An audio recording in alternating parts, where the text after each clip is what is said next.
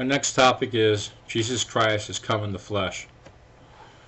Uh, the common place for this saying is in conjunction with 1 John, 4th chapter, 1 through 4, where it says, "Hereby know ye the Spirit of God. The Spirit that confesseth that Jesus Christ is come in the flesh. And the Spirit that confesseth not that Jesus Christ is come in the flesh is not of God." For a long time I had thought that this come in the flesh meant that he come in a physical body. And then I found out, of course, I did the background study in the concordance in the Greek, and I found out the word flesh meant to be a sinner. Well, this causes a lot of consternation and ridicule from the Christian community because they're thoroughly convinced that he's 100% God and 100% man. That's why Paul said without equivocation, great is the mystery of godliness, but then also conversely, great is the mystery of ungodliness. So this come in the flesh means he came as a sinner. That's why he was made.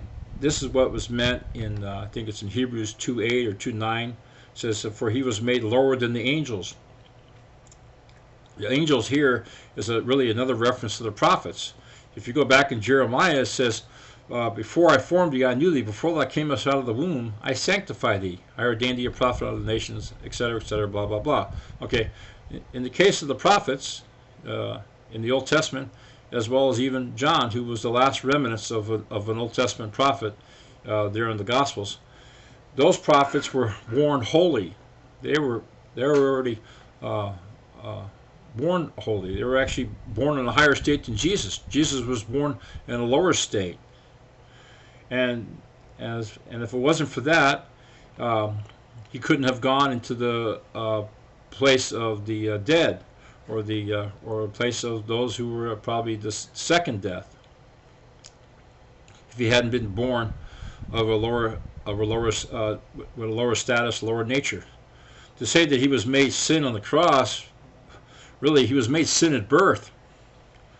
To say that, well, he was a spotless. He lived a spotless life, lived a sinless life. Well, the sinless life really is a goal. You know, his goal was to what? To die on the cross. Not so much that his lack of sin in his life is that he he didn't drink wine or that he cut his hair, and that's an interesting paradox too. He made reference to John says no greater prophet is born of woman than John the Baptist.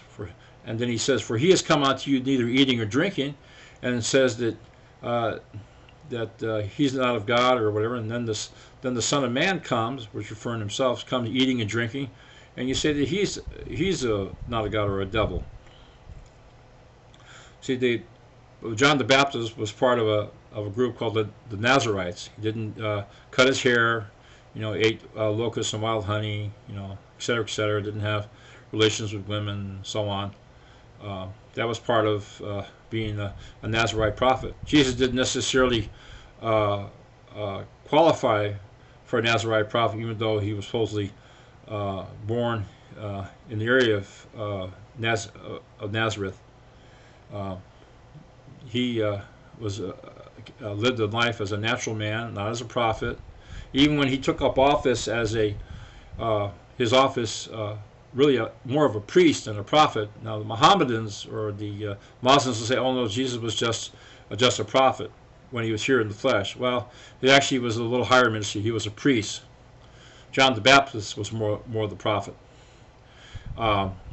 And I say that because the Levitical priesthood office is open for service between the ages of 30 to 50. This is why Jesus started his ministry at the age of 30. As far as back to the holiness issue or the living without sin, even when Jesus was 13, he stayed behind. His mother says, "Well, where were you? Why did you talk to us?" Now, some people would say, even today, say, "Oh, well, look at that. He was unsubmissive to his parents." Well, really, was he? At the age of 13, amongst the Jewish society or religion or government or what have you, you're an adult. You're considered an adult at the age of 30. So Jesus was born a sinner, yet led a sinless life, in that he fulfilled the role for his life. But if you want to get technical, there are probably a lot of other people that would qualify in that same regard as living a sinless life. This business of splicing it up and say, well, look, this person doesn't smoke, or this person doesn't drink, or this person didn't cuss, or this person went to church I mean, that has nothing to do with anything.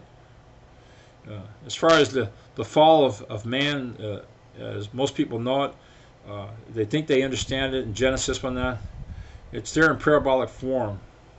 Adam, representative of a nation that couldn't follow God when that was the sin that got committed. It didn't happen specifically there in the garden. It manifested many centuries later in the walk of man, who by that time was a mixture of different ethnicities, also different types of natures. We got to get into Nephilim interactions there in the 6th chapter of Genesis, and mixture amongst the men, and then you get to the Noah consequences with Noah, the flood, and why that whole ordeal had to happen.